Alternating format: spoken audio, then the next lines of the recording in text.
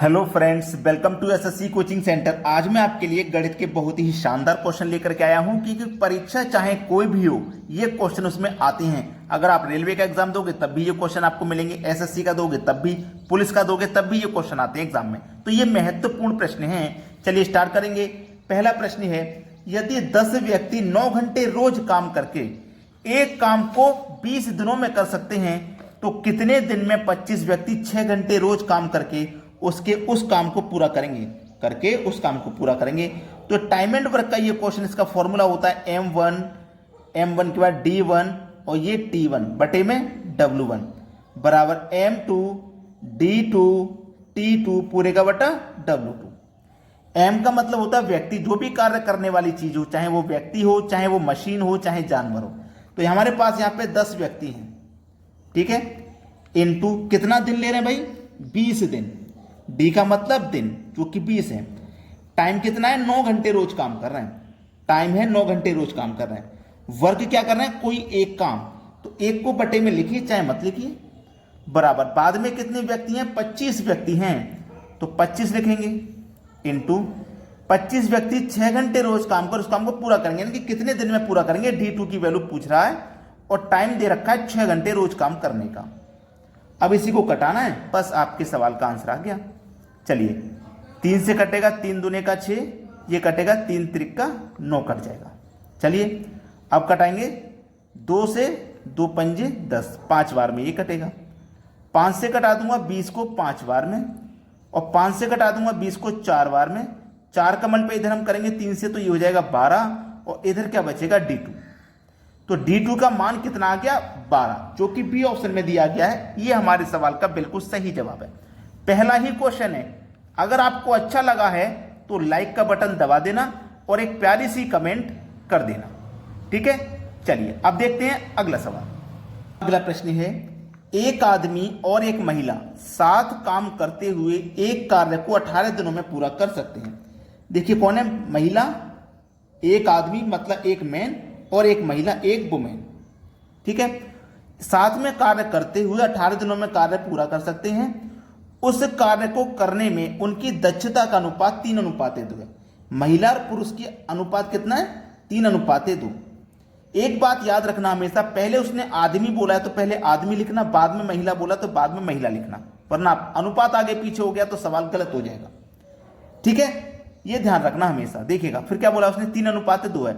उस महिला को अकेले वह कार्य पूरा करने में कितने दिन लगेंगे, ठीक है, कितने दिन लगेंगे उसने ये बोला है। देखिएगा अगर मैं इन दोनों को मिला दूंगा, दोनों जब मिलकर के कार्य करेंगे, आदमी कर रहा है एक दिन में 3 काम, महिला कर रही है एक दिन में 2 काम, जब दोनों मिल जाएंगे तो एक दिन में 5 काम करेंगे।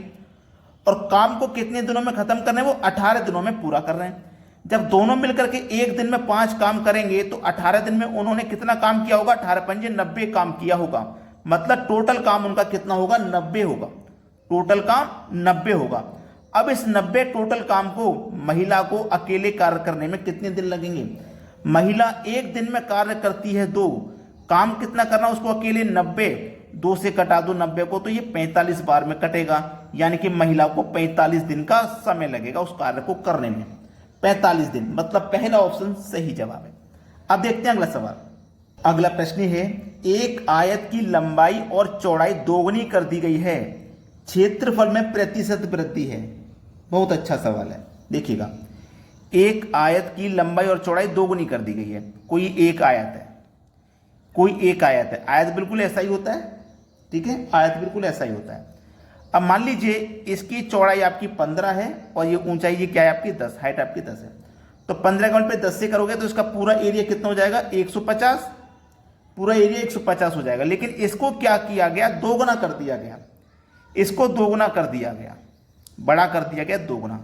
जब दोगुना कर देंगे, इसकी चौड़ाई पहले 15 थी, दोगुना कर देंगे तो 30 हो जाएगी।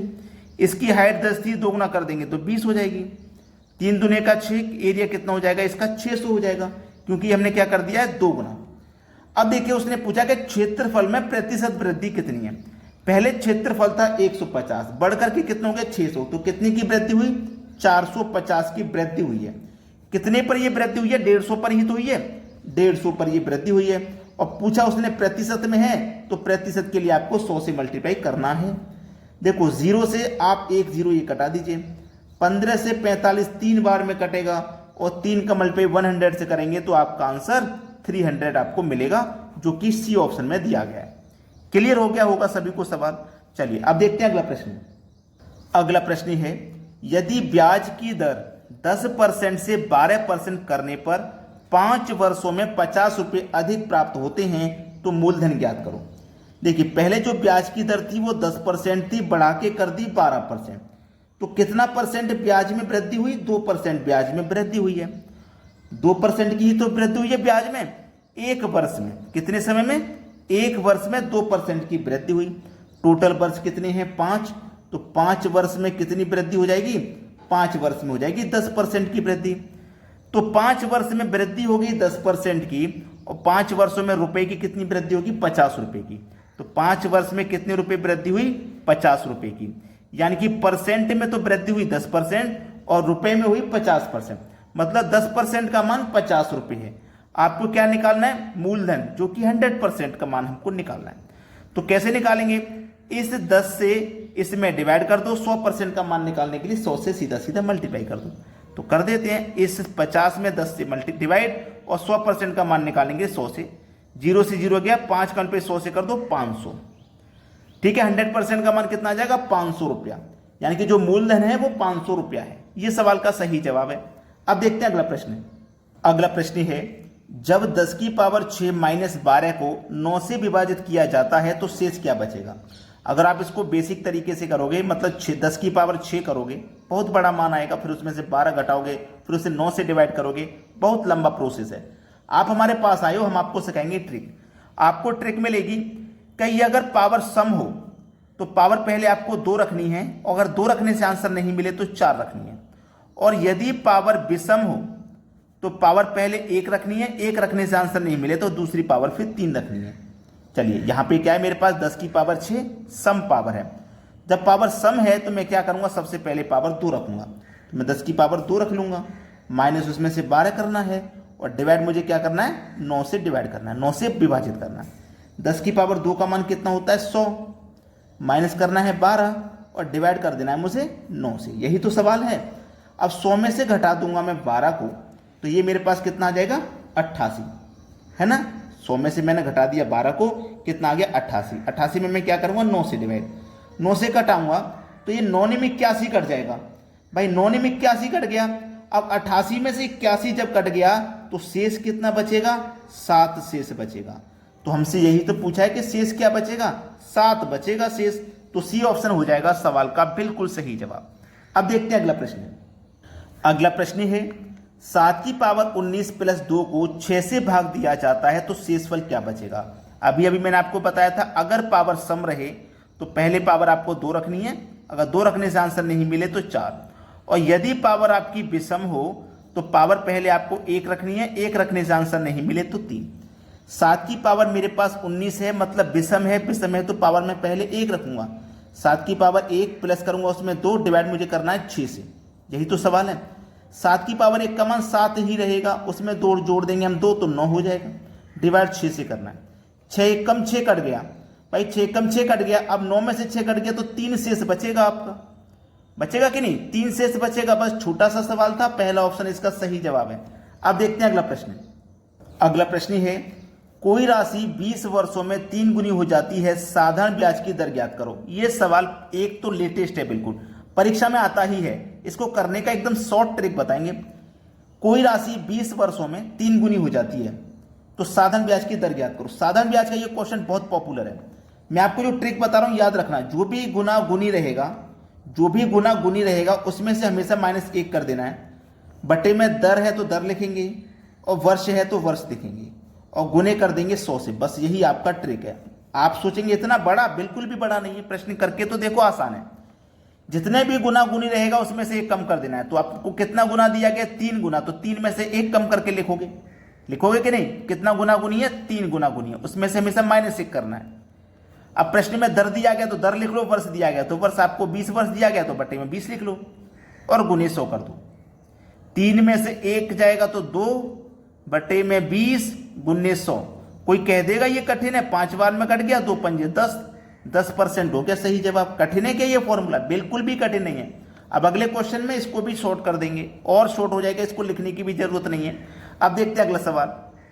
अगला सवाल है, कोई राशि साधारण ब्याज पर 10% की वार्षिक दर से कितने वर्षों में दोगुनी होगी? कितना बोला? दोगुनी, तो 2 माइनस 1 बोला ना, जितना गुना गुनी रहेगा उसमें से -1 कर देना है। वर्ष दिया गया तो वर्ष लिख लो, समय रेट दिया गया तो रेट आपको रेट दिया गया 10% का, गुने 100 कर देना है। 2 में से 1 जाएगा 1 बट्टे में 10 गुने 100, 10 से कटा दो 10 बार में और 10 1 कम 10, तो कितना समय लगेगा? 10 बरस का समय लगेगा। डी ऑप्शन सही जवाब। क्लियर हो गया सवाल? चलिए अब देखते हैं अगला प्रश्न। अगला प्रश्न है, कोई धन 5 वर्षों में स्वयं की 2 गुनी हो जाती है, यह राशि कितनी वर्षों में स्वयं की 6 गुनी हो जाएगी? भैया कितना गुनी है? 2 गुनी। कितना? 2। जितना गुनी गुने बोलेगा उसमें से 1 माइनस करेंगे। कितना समय दे रखा? 5, तो 5 लिख लेंगे और गुने 100 कर देंगे, इतना आपको पता है, बराबर। फिर कितना गुना गुनी है? 6 गुना है, उसमें से -1 करेंगे। बटे में क्या करना है? कितने वर्षों में, हमें नहीं पता, यहां तो पता था 5 वर्ष है, यहां नहीं पता कितने वर्ष है, नहीं पता तो x मान लेंगे और गुने 100 कर देंगे। 2 में से 1 जाएगा, 1 बचेगा, बटे में 5 गुने 100 बराबर। 6 में से 1 जाएगा तो 5 बटेगा, बटे में x गुने 100। अब देखो 100 से 100 तो कट जाएगा ये बराबर में, ठीक है।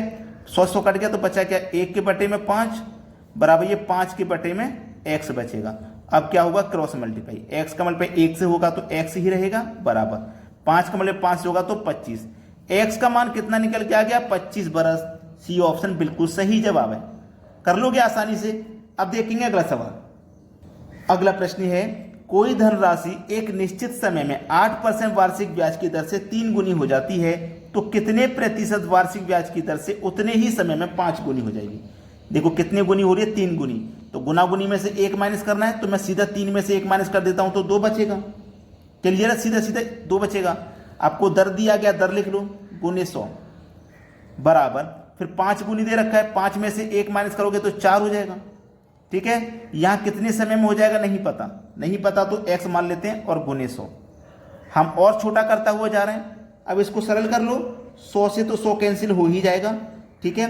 अब इसको मैं क्या करूंगा? क्रॉस मल्टीप्लाई, x का मल्टीप्लाई 2 से होगा तो 2x बराबर 8 चौको 32, x बराबर 32। ये मल्टीप्लाई वाली संख्या कहाँ जाती है? बटे में। 2 से 32 में डिवाइड तो 16 बार में जाएगा, x का मान आ गया 16।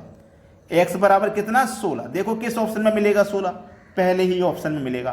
तो आपसे एक ही रिक्वेस्ट है कि आपने वीडियो को अगर लाइक नहीं किया तो लाइक कर दीजिए, शेयर नहीं किया तो शेयर कर दीजिए। मैं ज्यादा से ज्यादा सवाल कम से कम समय में बनाने की कोशिश करता हूं, जिससे कि आपकी टाइम की बचत हो और आपको तैयारी करने के लिए अधिक समय मिले।